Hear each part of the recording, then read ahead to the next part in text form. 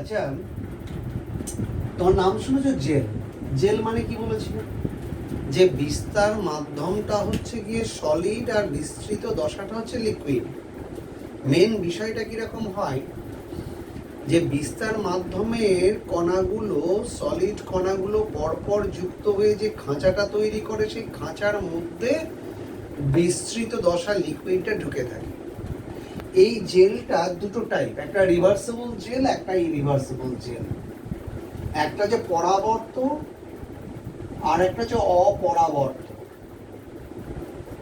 দুরকম।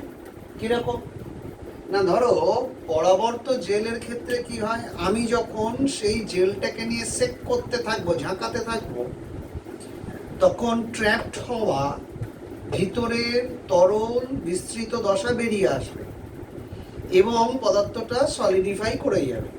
শুধুমাত্র বিস্তার মাধ্যমটা সলিড পড়ে থাকবে। কিন্তু পরবর্তীকালে আবার যখন ওই তরল বিস্তৃত দশাটাকে আবার দিয়ে দেব, তখন পুনরায় ওরা আবার জেলে কনভার্ট হয়ে যাবে। যেমন ধরো স্টার্ট জেল। স্টার্ট জেলকে আমি যখন সেক করতে থাকবো, তখন হচ্ছে কি জলটা বেরিয়ে আসবে, ওর মধ্যে জল থাকে, যদি জলটা বেরিয়ে আসবে, জলটা বেরিয়ে আসার পর ওরা সলিডিফাই করে গেল। কিন্তু পরবর্তীকালে আবার যখন জল যোগ করবো, তখন দেখবো আবার জেলে কনভার্ট হয়ে যাচ্ছে। তাহলে সেইটা হচ্ছে গিয়ে পরাবর্ত। তাহলে স্টার্ট জেল হচ্ছে পরাবর্ত। অপরাবর্ত কি না, সেক করলাম, সেখান থেকে লিকুইডটা বা তোমার হচ্ছে গিয়ে বিস্তৃত দশাটা বেরিয়ে চলে এলো লিকুইড, কিন্তু তারপরে যদি আবার কিন্তু ওই বিস্তৃত দশা লিকুইডটা দিই, তারা কিন্তু আর ওর মধ্যে প্রবেশ করবে না। তাহলে কি দাঁড়িয়ে গেল? এক্সাম্পল কি, যেমন সিলিকা জেল। সিলিকা জেলকে সেক করলে জলটা বেরিয়ে আসার পরে ওরা একদম অ্যানাইড্রাস হয়ে গেল, একদম পাউডার হয়ে গেল। তুমি যদি ওর মধ্যে জল দিয়ে দাও, ও কিন্তু আর জেলে কনভার্ট হলো না। তাহলে এটাই হচ্ছে পরাবর্ত এবং অপরাবর্ত জেলের মধ্যে পার্থক্য। এইবার দেখো আমাদের কলয়েডের ক্লাসিফিকেশন, কলয়েডের শ্রেণীবিন্যাস। শ্রেণীবিন্যাস বিষয়টা হচ্ছে, এক নম্বর হচ্ছে বহু অনুসমন্বিত কলয়েড। বহু অনুসমন্বিত,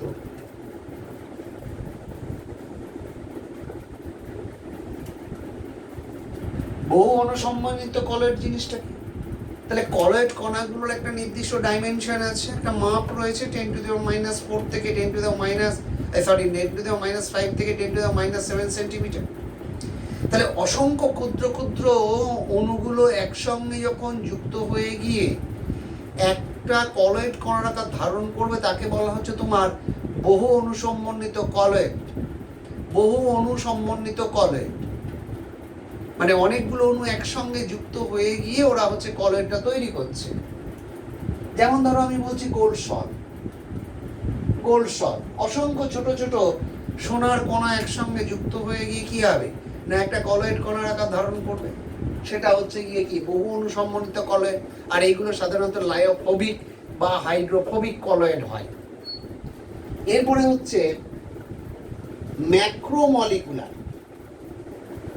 ম্যাক্রোমলিকুলার মানে কি, বৃহদাণবিক। বৃহদাণবিক কলয়েড, যেমন ধরো স্টার্চ, প্রোটিন। এই কলয়েড মানে এরা যখন কলয়েড কণার আকার ধারণ করবে, তখন এদেরকে বলা হচ্ছে কি ম্যাক্রো কলয়েড, মানে বৃহদাণবিক কলয়েড। আর একটা হচ্ছে অ্যাসোসিয়েটেড কলয়েড, মানে সংযোজিত কলয়েড। সংযোজিত কলয়েড, সংযোজিত কলয়েড জিনিসটা একটু বুঝতে হবে। সংযোজিত কলয়েড হতে গেলে কি হয় না, যারা কলয়েড দ্রবণ তৈরি করে, মানে কলয়েড যে কণাগুলো হবে, তাদের মধ্যে এক একটা অণুর ভেতরে দুটো করে অংশ থাকবে। একটা হাইড্রোফোবিক হাইড্রোকার্বন অংশ থাকবে, একটা হাইড্রোফিলিক আয়নিত অংশ থাকবে। এই হাইড্রোফোবিক যে অংশটা, সেই হাইড্রোফোবিক অংশগুলো পরস্পরের সঙ্গে যুক্ত হয়ে গিয়ে ওদের মস্তিষ্কগুলো একসঙ্গে যুক্ত হয়ে যখন কলয়েড কণার আকার ধারণ করবে, তখন সেইটার নাম দেওয়া হবে মাইশেল। কিরকম হলো জিনিসটা? তাহলে সংযোজিত কলয়েডের ক্ষেত্রে যারা কলয়েড দ্রবণ তৈরি করবে, তাদের প্রত্যেকটা অণু দুটো করে পার্ট আছে। একটা পার্ট হচ্ছে হাইড্রোফোবিক হাইড্রোকার্বন অংশ, আর একটা হচ্ছে গিয়ে কি হাইড্রোফিলিক আয়নিত অংশ। ধরো আমি তোমাকে কথাই বলছি যে সোডিয়াম স্টিয়ারেট, সাবানের ক্ষেত্রে কি রয়েছে, ধরো এটা ও মাইনাস, এখানে CH3, তাহলে এগুলো সব কি হাইড্রোফোবিক হাইড্রোকার্বন অংশ। এইটা হচ্ছে গিয়ে, আর এটা কি হাইড্রোফিলিক আয়নিত অংশ।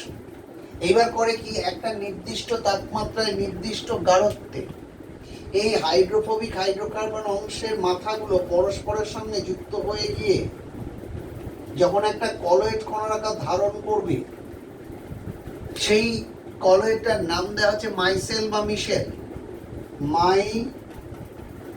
মাইসেল বা মিশেল বলা হচ্ছে। তাহলে এখানে কি অ্যাসোসিয়েটেড কলয়েড বলা হচ্ছে, মানে অনেকগুলো কণা একসঙ্গে যুক্ত হয়ে তাদের মস্তিষ্কগুলো কলয়েড কণাটা ধারণ করছে। এখন এখানে একটা কথা আসবে, CMC, ক্রিটিক্যাল মাইসেলার কনসেন্ট্রেশন। সেটা কি, ওই যে ধরো আমি একটা সাবানকে যখন জলের মধ্যে ফেলে দিলাম, ফেলে তুলে নিলাম, জলটা ঘোলা হলো না, কিন্তু সাবানটাকে খানিকটা জলের মধ্যে চটকে দেওয়ার পর যখন ওঠালাম, দিয়ে দেখলাম জলটা ঘোলা হয়ে গেছে। তার মানে কি, ওখানে কলয়েড দ্রবণ তৈরি হয়ে গেছে। তা কলয়েডটা হলো কি করে? বলছি তাহলে সাবানটা ফেলে তুলে নেওয়ার সময় কিছু হলো না, কিন্তু খানিকটা চটকে নেওয়ার পর হলো। কারণটা কি হলো? কারণটা হচ্ছে এইটা,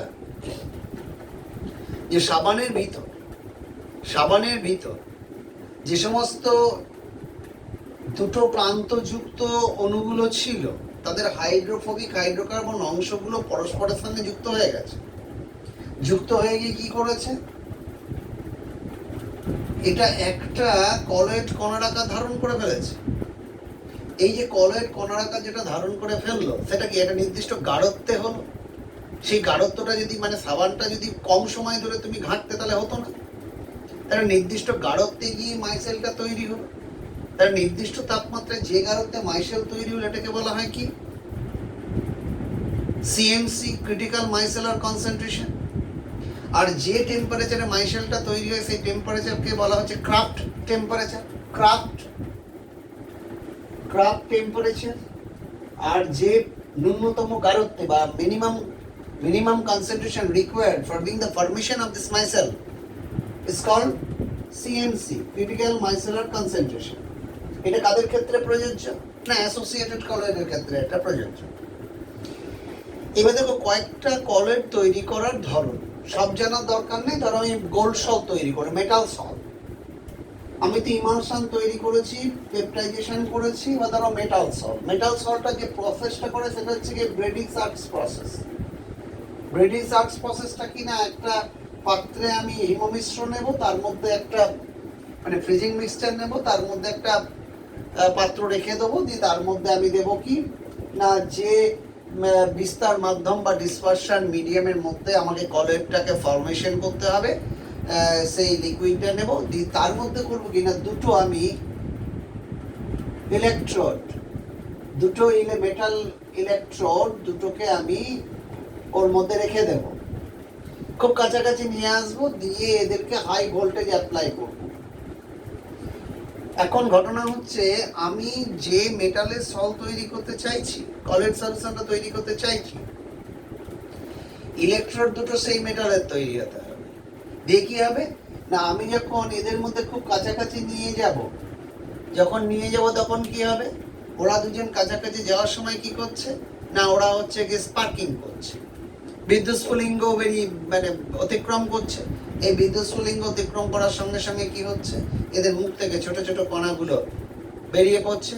দিয়ে কি করছে, যখন এখানে আমাদের ফ্রিজিং মিক্সচারটা রয়েছে, সেই টেম্পারেচারে আরো ছোট ছোট কণাগুলো একসঙ্গে একটা বহু অনুসম্বন্ধিত কলয়েড তৈরি করছে, দিয়ে আমাদের এই মেটাল সল্টটা তৈরি করছে। এই প্রসেসটার নাম হচ্ছে ব্রেডিং-সার্কস প্রসেস। এখানে গোল্ড সল্ট তৈরি করতে পারো, সিলভার সল্ট তৈরি করতে পারো, বিভিন্ন মেটাল সল্ট তৈরি করতে পারো এই প্রসেসে। এখন দেখো কলয়েড কণাগুলোর কতগুলো প্রপার্টি আছে।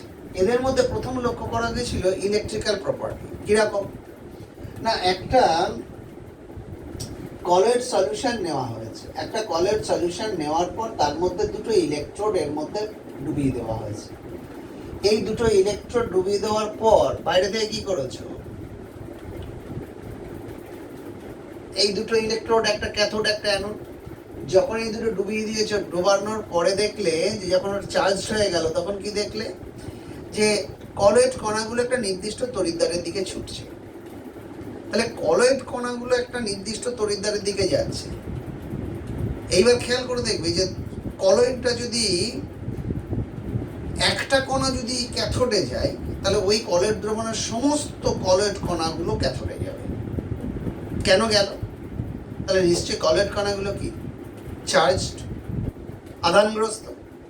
আবার দেখা যাচ্ছে অন্য কলয়েড দ্রবণের ক্ষেত্রে ওই রকম দুটো তড়িৎদ্বার দিয়ে যখন চার্জ করা হচ্ছে, কোনো কলয়েড কণার একটা নেগেটিভ তড়িৎদ্বারের দিকে যাচ্ছে, তো সবাই যাচ্ছে। এগুলো কি প্রমাণ করছে? যে না, কলয়েড কণাগুলো হচ্ছে গিয়ে চার্জড। একটা কলয়েড দ্রবণের একটা কলয়েড কণা যদি পজিটিভলি চার্জ হয়, তাহলে বুঝে নিতে হবে সবাই পজিটিভলি চার্জ। যদি একটা নেগেটিভলি চার্জ হয়, তাহলে বুঝে নিতে হবে সবাই নেগেটিভলি চার্জ। তাহলে এই যে তড়িতের সাহায্যে কলয়েড কণাগুলোর এই মুভমেন্ট, এই মুভমেন্টের নাম আছে, মুভমেন্টটাকে বলা হচ্ছে ইলেকট্রোফোরেসিস। যখন কলয়েড কণাগুলো ক্যাথোডের দিকে যাচ্ছে, আমি সেটাকে বলবো কি ক্যাটাফোরেসিস। যখন কলয়েড কণাগুলো অ্যানোডের দিকে যাচ্ছে, তখন বলবো কি অ্যানাফোরেসিস। তাহলে overall the movement of colloid particles by using electrical charge from outside, এদেরকে বলা হচ্ছে কি ইলেকট্রোফোরেসিস। এখন এইটা ইলেকট্রোফোরেসিসের ফলে একটা সুবিধা হয়েছে। সুবিধাটা কি না, এন্ডো অসমোসিস বলে আমি একটা জিনিস দেখাবো। কিরকম? ধরো ইউসেপ্ট, আমি একটা টিউব নিয়েছি, গ্লাস টিউব, তার মধ্যে দুটো ইলেকট্রোড ডুবিয়ে রেখেছি। এই যে দুটো ইলেকট্রোড ডুবিয়ে রেখেছি, এর মধ্যে একটা কলয়েড সলিউশন রাখা রয়েছে, আর এইখানে একটা সেমি পারমিয়েবল মেমব্রেন দিয়ে দিয়েছি। যে দুটো চেম্বারে এদেরকে আমি ডিভাইড করে দিয়েছি, দুটো চেম্বারে লিকুইডটাকে ডিভাইড করে দিয়েছি। এরপরে কি হয়েছে?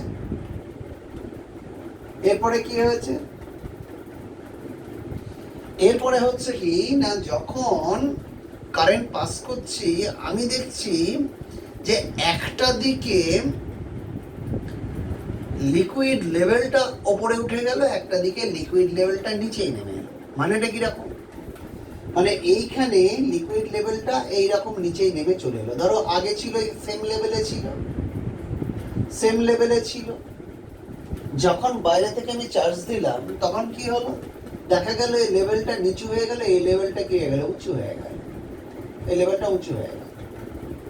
তার মানে কি হলো? মানেটা হচ্ছে এইটা, যে এইখান থেকে নিশ্চিতভাবেই যে ডিসপারশন মিডিয়াম, মানে বিস্তৃত দশা, বিস্তার মাধ্যম, সেই বিস্তার মাধ্যমের কণাগুলো কি করেছে? এই সেমি পারমিয়েবল মেমব্রেনের মধ্য দিয়ে ভেদ করে কোথায় চলে গেছে? অন্য একটা তড়িৎদ্বারের দিকে ছুটে চলে গিয়েছে। সেদিকে হচ্ছে গিয়ে লেয়ারটা কি করেছে, মানে লেভেলটা কি করেছে? হাই করে দিয়েছে। তাহলে আমরা তড়িতের সাহায্যে এই যে স্ট্রিমিং অফ ডিসপারশন মিডিয়াম, এদেরকে বলা হচ্ছে তোমার কি এন্ডো অসমোসিস। তাহলে অসমোসিস মানে কি না, ডিসপারশন মিডিয়াম বা হচ্ছে গিয়ে সলভেন্টের মুভমেন্ট। তাহলে এখান থেকে ডিসপারশন মিডিয়াম এখান থেকে চলে গেল, তাহলে এইটাকে বলা হচ্ছে কি এন্ডো অসমোসিস। প্রশ্ন হচ্ছে কেন হলো এটা? কারণটা হচ্ছে এইটা, যে ধরো একটা সলিউশন, কলয়েড সলিউশন, সে তো ইলেকট্রিক্যালি নিউট্রাল, কিন্তু খানিক আগে আমি ইলেকট্রোফোরেসিস থেকে বোঝাতে পেরেছি কলয়েড কণাগুলো চার্জ ক্যারি করে, আইদার প্লাস অর মাইনাস।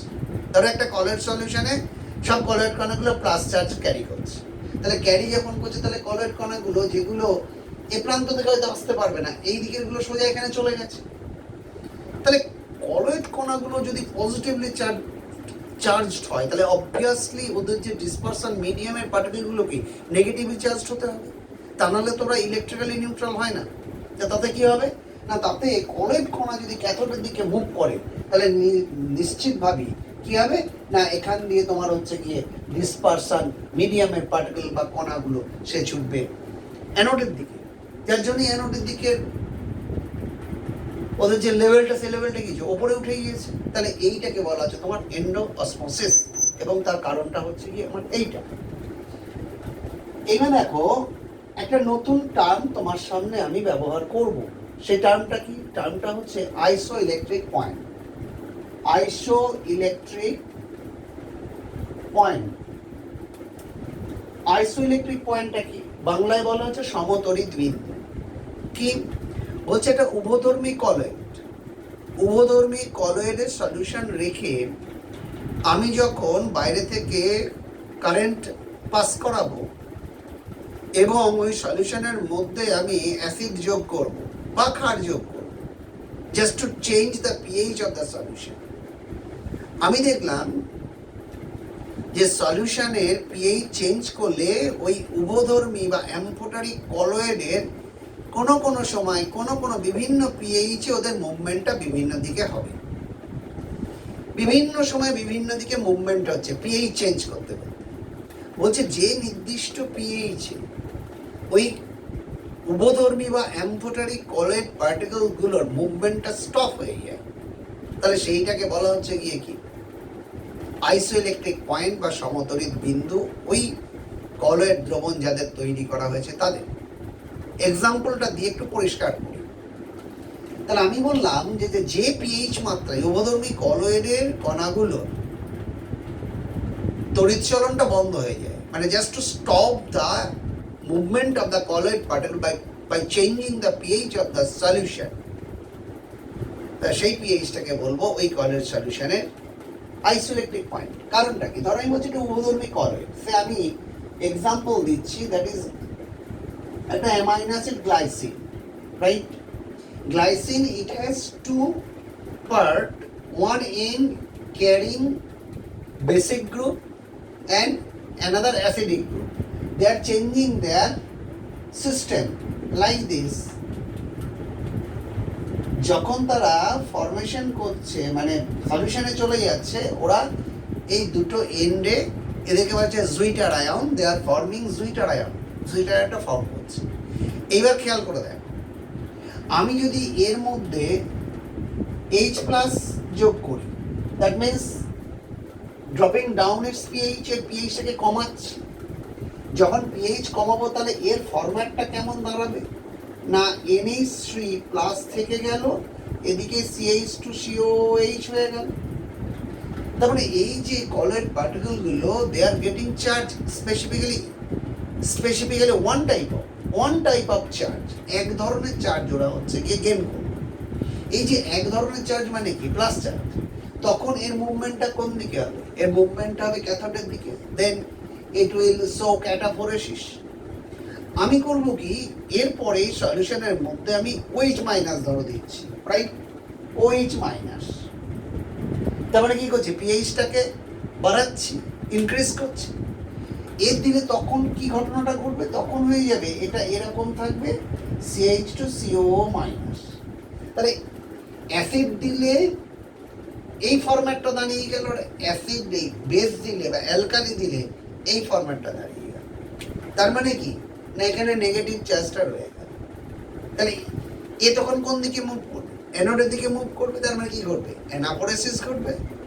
তাহলে এটা ক্যাটাফোরেসিস ঘটবে, এটা অ্যানাফোরেসিস ঘটবে। তাহলে এমন একটা পিএইচকে আমাকে ঠিক করতে হবে যখন দেখব দে আর এক্সিস্টিং ইন দিস ফ্যাশন, ওরা এই অবস্থায় থেকে যাচ্ছে, তার মানে জুইটার আয়নিক স্টেটে থেকে যাচ্ছে। তখন কি হবে? তখন এর কোনো মুভমেন্ট হবে না।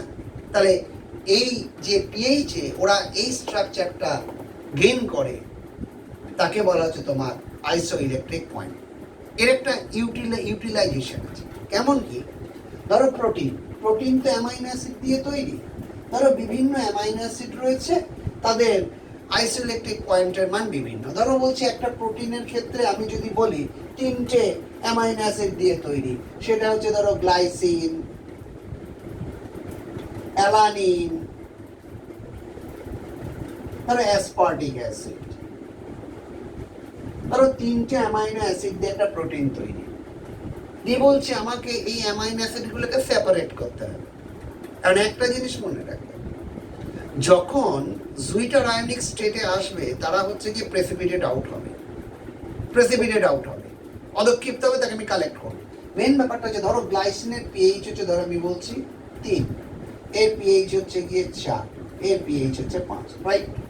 মানে আইসোইলেকট্রিক পয়েন্টগুলো, এর এই পিএইচে এ জুইটার আয়ন হবে, তখন প্রেসিপিটেট আউট হবে। এ হচ্ছে গিয়ে 4-এ হবে, এ হচ্ছে 5-এ হবে। আমি কি করব না, আমি প্রথমে HCl দিয়ে দেবো প্রোটিনটা। তাহলে প্রোটিনের HCl দিয়ে দিলে কি হবে, হাইড্রোলিসিস হবে, মানে ওরা ভেঙে যাবে, ভেঙে গিয়ে ওরা অ্যামাইনো অ্যাসিডগুলোতে কনভার্ট হয়ে যাবে। এইবার করব কি, আমরা আস্তে আস্তে বেস বা অ্যালকালি ইউটিলাইজ করব। ধরো আমি প্রচুর পরিমাণে HCl দিয়েছিলাম, দিয়ে ওরা কমপ্লিটলি ওরা হচ্ছে ডিসোসিয়েট হয়ে গেছে অ্যামাইনো অ্যাসিড। এবার পিএইচটা কি রয়েছে, অনেক কম রয়েছে। আমি এবার কন্টিনিউ আমি কি দিতে থাকবো, অ্যালকালি দিতে থাকবো। অ্যালকালি দিতে দিতে যখন দেখবো পিএইচটা 3-তে এলো, তখন কি হলো, দেখলাম গ্লাইসিন প্রেসিপিটেট আউট হয়ে গেছে। তাহলে একে আমি কালেক্ট করে নিলাম, আবার অ্যালকালি দেবো, দিয়ে দেখবো কি যখন পিএইচটা 6-এ চলে এসছে, তখন কে চলে এলো, অ্যালানিন প্রেসিপিটেট আউট হয়ে গেল। এরপরে যখন হচ্ছে গিয়ে আবার আমি অ্যালকালি যোগ করেছি, তখন কোথায় চলে এলো, পিএইচ 5-এ চলে গেল, তখন কি অ্যাসপার্টিক অ্যাসিড প্রেসিপিটেট আউট হয়ে গেছে। তাহলে বিভিন্ন সময়ে বিভিন্ন রকম এই অ্যামাইনো অ্যাসিডগুলো এই প্রসেসে আমরা ওদেরকে সেপারেট করতে পারি। এইবার একটা প্রশ্ন হচ্ছে, কেন এরা চার্জ পার্টিকেল ক্যারি করে? আমি একটা এক্সাম্পল দিয়ে বলি, যে কলয়েড কণাগুলো কি করে, ওরা করে কি তাদের বাইরের আস্তরণে ওরা চার্জটাকে ওরা অ্যাবজর্ব করে, কেমিক্যাল অ্যাবজর্পশন ঘটায়। এটা ডিপেন্ড করছে তুমি যে রিয়েজেন্ট ইউজ করেছো তার পরিমাণের ওপর।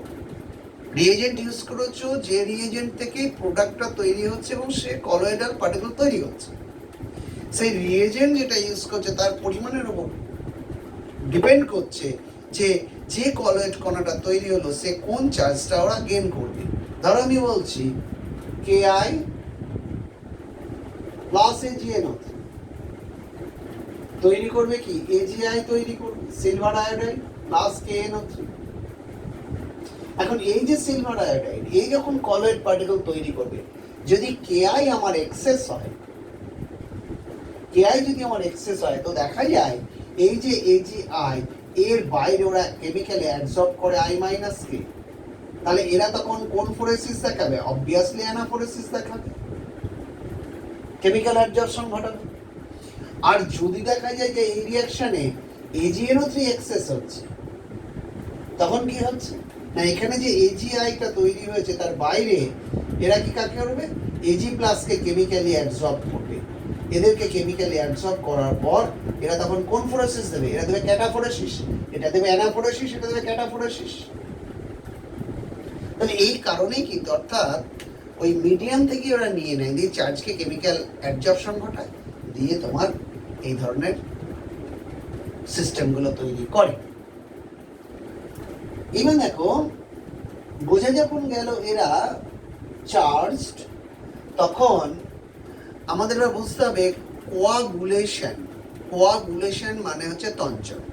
এই দেখবে যে ওই দাড়ি কাটার সময় আমাদের হচ্ছে গিয়ে ওই দাড়ি কাটা হয়ে গেলে ফটকিরি দিয়ে দেওয়া হয়। এবং যদি আমাদের যারা কাটেন তাদের জিজ্ঞেস কেন দিচ্ছেন, ওরা বলে অ্যান্টিসেপটিক। বিষয়টা ঠিক ওই জায়গায় নয়। বিষয়টা হচ্ছে যে রক্ত একটা কলয়েড দ্রবণ। ধরো খুব পাতলা ব্লেড দিয়ে কাটা হয়েছে, কোনো জায়গায় চির কাট হয়ে গিয়েছে, সেখান থেকে যে ব্লিডিং হচ্ছে, তো রক্ত যদি কলয়েড কণা হয় তাহলে তারা কি, তারা হচ্ছে গিয়ে চার্জ ক্যারি করবে। তাহলে আমি যখন ফটকিরি যেটা দিচ্ছি, ফটকিরিটা কি, ফটকিরি হচ্ছে এটা একটা ডাবল সল্ট, কে থাকে, K2SO4 Al2SO4 whole thrice 24H2O এটা থাকে। তাহলে এদের মধ্যে এই সল্টটা যদি ভেঙে যায় তাহলে কি তৈরি করে, 2K++ SO4 2-। ঠিক তেমনি অ্যালুমিনিয়াম সালফেট ভাঙলে তৈরি করে Al3++ SO4 2-। আমরা জানি যে রক্ত কলয়েড দ্রবণ, সেখানে রক্ত রস যেটা, সেটা হচ্ছে ডিসপারশন মিডিয়াম, আর রক্ত কণিকা যেগুলো যে কর্পাসুল যেগুলো, সেগুলো হচ্ছে গিয়ে কলয়েডাল পার্টিকেল, তারা চার্জ, এবং আমরা জানি তারা নেগেটিভলি চার্জ বহন করে। তাহলে সেক্ষেত্রে কি হবে না, যখনই আমার কাটা জায়গা দিয়ে ব্লিডিংটা হচ্ছে, আমি এইটা ঘষে দিলে কি হবে, এই প্লাস চার্জ আর এই প্লাস চার্জ তারা কি করবে, এই কলয়েড কণাগুলোর বাইরে গিয়ে বসে যাবে, কারণ কলয়েড কণাগুলো কি চার্জ, তো বাইরে গিয়ে বসে গিয়ে কি হবে, চার্জটাকে প্রশমিত করার জন্য চেষ্টা করবে। তাহলে বসে গেলেই কি হবে, সাইজটা গিয়ে বড় হয়ে যাবে। তাহলে কলয়েডের থেকে সাইজ বড় হয়ে গেলেই সে কি হবে, অধক্ষিপ্ত হয়ে যাবে। যার জন্য যেখানে কাটা হলো সেই কাটার মুখে রক্ত কণিকাগুলো অধক্ষিপ্ত হয়ে গেল, যে ব্লিডিংটা বন্ধ হয়ে গেল। তার মূল কারণটা হচ্ছে কি আমার এইটা। তাহলে এই যে প্রসেসটা, এই প্রসেসটাকে বলা হচ্ছে তোমার কি, কোয়াগুলেশন বা তঞ্চন। তাহলে কি হলো, কলয়েড দ্রবণে বাইরে থেকে তড়িৎ বিশ্লেষ্য পদার্থ যোগ করে কলয়েড কণাকে অধক্ষিপ্ত করার পদ্ধতিকে বলা হচ্ছে তঞ্চন বা কোয়াগুলেশন। আর যে তোমার কেমিক্যালসটা ইউজ করা হলো, ইলেকট্রোলাইটটা ইউজ করা হলো, সেটাকে কি বলা হবে, কোয়াগুল্যান্ট বা তঞ্চনকারী পদার্থ। তাহলে একটা হচ্ছে কোয়াগুলেশন, আর যেটা ইউজ করলাম সেটা হচ্ছে কোয়াগুল্যান্ট। এখন তোমাকে বিচার করতে হবে যে কে ভালো কোয়াগুল্যান্ট কে নয়, সেগুলো আমাকে বিচার করতে হবে। দেখ এইবার এই প্রসঙ্গে আরেকটা প্রশ্ন করতে পারি, বলতে কটরেলটা কি, কটরেল কি, মানে কটরেলটা কি, বা নদী মানে মোহনাতেই কেন বদ্বীপটা তৈরি, ডেল্টা যেটা আছে ফর্ম হচ্ছে কোথায়, যখন সি আর রিভার যখন হচ্ছে তাদের যে জাংশন সেখানে তৈরি, কেন, তাহলে ওইটা ব্যাখ্যা করি। বলছে ধরো প্রশ্নটা হয়তো মনে হতে পারে জিওগ্রাফির প্রশ্ন, প্রশ্নটা জিওগ্রাফি না, হয়তো কেমিস্ট্রি। মেন ব্যাপারটা হচ্ছে গিয়ে নদীর মধ্য দিয়ে যে পলি বালি কাদা যেগুলো কলয়েড পার্টিকেল হিসেবে জলের সঙ্গে চলে যাচ্ছে যা সমুদ্রের দিকে, তাহলে ওরা যদি কলয়েড পার্টিকেল হয় তাহলে কি হবে, চার্জড, আইদার প্লাস আর মাইনাস। ঠিক যখন হচ্ছে গিয়ে মোহনাতে যাচ্ছে, ঠিক সমুদ্রের টাচে যাচ্ছে, তাহলে সমুদ্রের লবণাক্ত, তো সেখানে প্লাস আয়ন বা মাইনাস আয়ন এরকম অনেক আয়ন রয়ে গেছে। তাহলে কলয়েড পার্টিকেলগুলো কি করছে, তাহলে সেই অপোজিট আয়নগুলোকে নিয়ে কি হচ্ছে, কোয়াগুলেশন হচ্ছে, সাইজে বড় হচ্ছে, পড়ে যাচ্ছে। তাহলে কন্টিনিউয়াসলি রোজ রোজ মানে প্রতি মুহূর্তে কিন্তু ওই পলি বালিগুলো ক্রমাগত কি হচ্ছে, নিচে অধক্ষিপ্ত হতে হতে মাত্রায়, মানে একটা উঁচু ভূমি তৈরি করলো, তার দুদিক দিয়ে বা চারিদিক দিয়ে নদী বেরিয়ে গেল, দিয়ে মাত্রাহীন বয়ের আকার ধারণ করেছে বলে একে বলা হচ্ছে বদ্বীপ। তাহলে বদ্বীপটা তৈরির মূল কারণ এইটা। আবার দেখো আরেকটা জিনিস আছে, কটরেল। বলছে কটরেলটা কি, বলছে আমাদের পরিবেশ দূষণের হাত থেকে রক্ষা করার জন্য আমাদের দূষণ নিয়ন্ত্রণ পর্ষদ বলছে যে চিমনি দুধারে দুটো তড়িৎদ্বার লাগাতে হবে। দুধারে দুটো তড়িৎদ্বার মানে কি, ধরো আমি বলছি এটা একটা তড়িৎদ্বার রেখেছি, এটা একটা তড়িৎদ্বার রেখেছি, দিয়ে সেই তড়িৎদ্বারটাকে চার্জ করেছি। এবার ধোঁয়া যেটা বেরোচ্ছে, ধোঁয়ার সঙ্গে সঙ্গে কি আসছে না, কার্বন ডাইঅক্সাইডের সঙ্গে ধরো অন্যান্য গ্যাসীয় পদার্থের সঙ্গে ছোট ছোট কলয়েড কার্বন কণাগুলো বেরিয়ে আসছে। সমস্যাটা করে কারা, সমস্যাটা করা হচ্ছে ছোট ছোট কলয়েড কার্বন কণাগুলো, কারণ তারা তো ঘুরে ঘুরে বেড়ায়, প্রশ্বাসের সঙ্গে শরীরে গিয়ে ফুসফুসে দীর্ঘদিন ধরে ঢুকতে থেকে ক্যান্সার করে দেয়। তাহলে আমরা যদি ওই কলয়েড পার্টিকেলগুলোকে যদি রিমুভ করতে পারি, সরিয়ে দিতে পারি, তাহলে কি হবে, আরও ফ্রেশ হয়ে যাবে। তাহলে বায়ু যেটা তৈরি হবে, গ্যাস যেটা তৈরি হবে, সেটা বায়ুতে বিলীন হয়ে যাবে। এখন কলয়েড কণা মানে কি, চার্জড। তাহলে যখন এখান দিয়ে বেরোবে, তারা তো হচ্ছে কি আইদার প্লাস আর মাইনাস। তাহলে কি হবে, এখানে যে তড়িৎদ্বারগুলো রাখা হয়েছে, এই তড়িৎদ্বারগুলোতে কি রয়েছে, আইদার প্লাস অথবা মাইনাস কোনো একটা। তাহলে এই কলয়েড কণাগুলো কি করছে না, যে কোনো তাদের অপোজিট তড়িৎদ্বারের দিকে কি হচ্ছে, আকৃষ্ট হচ্ছে। যখনই অপোজিট তড়িৎদ্বারের দিকে আকৃষ্ট হচ্ছে, তখন কি হবে, তারা তড়িৎদ্বারে গিয়ে বসে পড়ছে। যখনই বসে পড়ছে কি হবে, এখানে ধোঁয়াটা বেরিয়ে চলে যাচ্ছে এবং গ্যাসীয় পদার্থগুলো বায়ুতে বিলীন হয়ে যাচ্ছে, যার জন্যে পরিবেশ দূষণের হাত থেকে রক্ষা পাচ্ছি। এইবার কতগুলো জিনিস বুঝতে হবে। ধরো আমি বললাম যে রক্ত কলের দ্রবণ, তাহলে রক্তকে তঞ্চিত করতে আমি অনেকগুলো কেমিক্যালস দেব, দিয়ে আমি বললাম যে এদের মধ্যে কোনটা হচ্ছে সবচেয়ে ভালো মেটেরিয়াল বা তঞ্চনকারী পদার্থ হিসেবে কাজ করে। ফর এক্সাম্পল ধর আমি বলছি 1 নম্বর দিয়েছি যে 1M K2SO4, number 2 1M CaCl2, ধরো 1M KCl, 1M CaCl2, 1M ধরো AlCl3, এদের জলীয় দ্রবণগুলো দিয়েছি। আমি জিজ্ঞাসা করছি তাহলে এদের মধ্যে কোনটা সবচেয়ে ভালো কোয়াগুলেন্ট বা তঞ্চনকারী পদার্থ হিসেবে আচরণ করবে এবং কেন? দেখ, তাহলে আমি ধরো একই পরিমাণ যদি আমি রক্ত নিই 3টে টেস্ট টিউবের মধ্যে, তাহলে যেটা অল্প পরিমাণে দিলে তাড়াতাড়ি তঞ্চিত হবে আমি বলবো সেটা সবচেয়ে ভালো কোয়াগুলেন্ট। তঞ্চন, এবার খেয়াল করে দেখো, আমি জানি রক্ত কণাকাগুলো কি নেগেটিভলি চার্জ, তাহলে তাকে যদি প্রশমিত করতে হয় তাহলে কাকে দরকার? পজিটিভলি চার্জ আয়ন দরকার। তাহলে এখান থেকে আমি পাবো কি Ka প্লাস, এখানে পাবো কি Ca+2, এখানে পাবো কি Al3+। তাহলে স্বাভাবিক নিয়মেই বোঝার কথাটা আমার এইটা, মানে আমি এইভাবে বুঝবো যে যেহেতু এর ধনাত্মক আধানটা বেশি, তাহলে এই বেশি সংখ্যক কলয়েড কণাকে তঞ্চিত করবে। ধরো আমি বলছি একটা কলয়েড কণার গায়ে 100টা মাইনাস আছে, তাহলে সেদিক দিয়ে হিসেব করতে গেলে আমাকে যদি K প্লাস ইউজ করতে হয়, কটা ইউজ করতে হবে? 100টা। Ca+2 কটা ইউজ করতে হবে? 50টা। Al3+ কটা ইউজ করতে হবে? প্রায় 34টা। তাহলে ভালো তঞ্চনকারী পদার্থ কোনটা হবে? না যেটা কম ইউজ করতে হবে। তাহলে স্বাভাবিক নিয়মেই Al3+ হচ্ছে গিয়ে তোমার তঞ্চনকারী আয়ন হিসেবে কাজ করবে ভালো, আর এ যেহেতু তঞ্চনকারী আয়ন, তাহলে নিশ্চিতভাবেই AlCl3 কি হবে? তঞ্চনকারী পদার্থ হিসেবে ভালো কাজ করবে।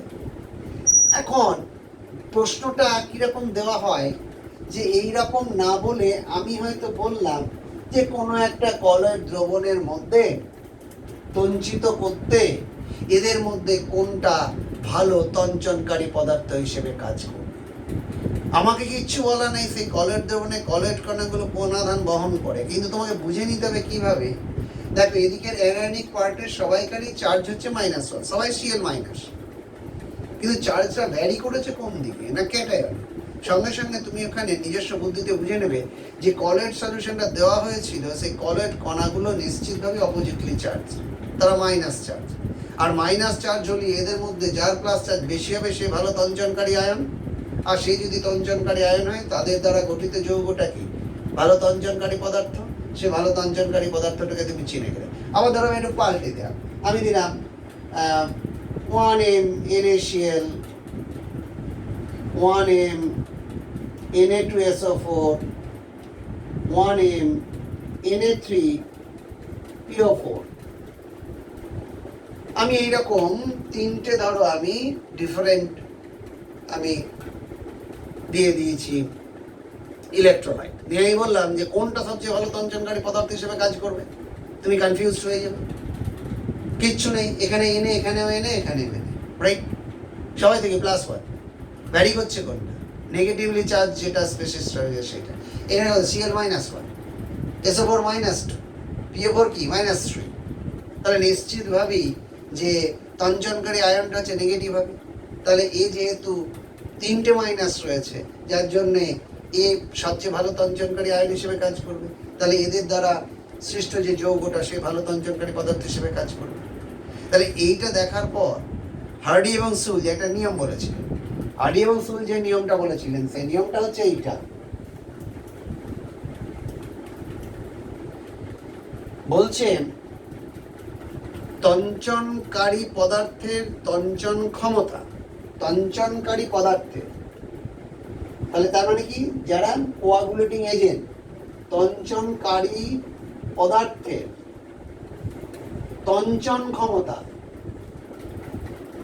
তঞ্চন ক্ষমতা তঞ্চনকারী আয়নের জারণ সংখ্যার পরম মানের সঙ্গে সমানুপাতিক।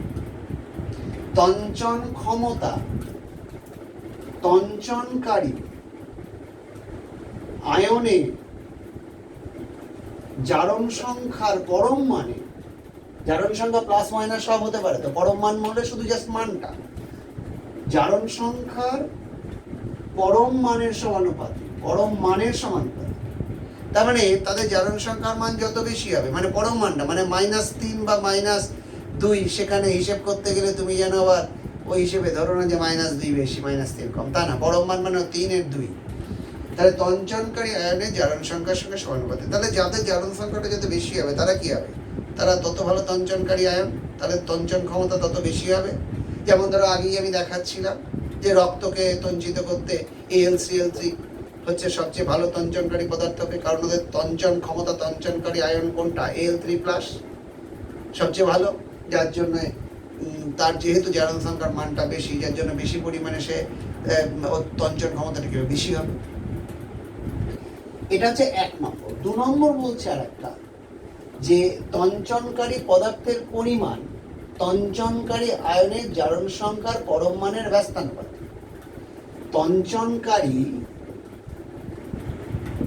পদার্থের পরিমাণ তঞ্চনকারী আয়নের জারণ সংখ্যার পরম মানের ব্যস্তানুপাতিক। যেমন আগে বলেছিলাম, ধরো আমি বলছি AlCl3 হচ্ছে তঞ্চনকারী পদার্থ। তাহলে আমি যদি মনে করো একটা কলের সলিউশন, একটা কলের কোণের বাইরের পৃষ্ঠে 100টা মাইনাস রয়েছে, তাহলে KCl দিলে তো অনেক বেশি লাগবে, কারণ K+, 100টা K+ লাগবে। আর Al3+ কত লাগবে, 34টা প্রায় লাগবে। তাহলে AlCl3 পরিমাণটা কি হবে, যা লাগবে সেটা তো অনেক কম। এটাই তো তঞ্চনকারী পদার্থ। ওই জন্যই বলেছিলাম তঞ্চনকারী পদার্থের পরিমাণ তঞ্চনকারী আয়নের জারণ সংখ্যার পরম মানের ব্যস্তানুপাতিক।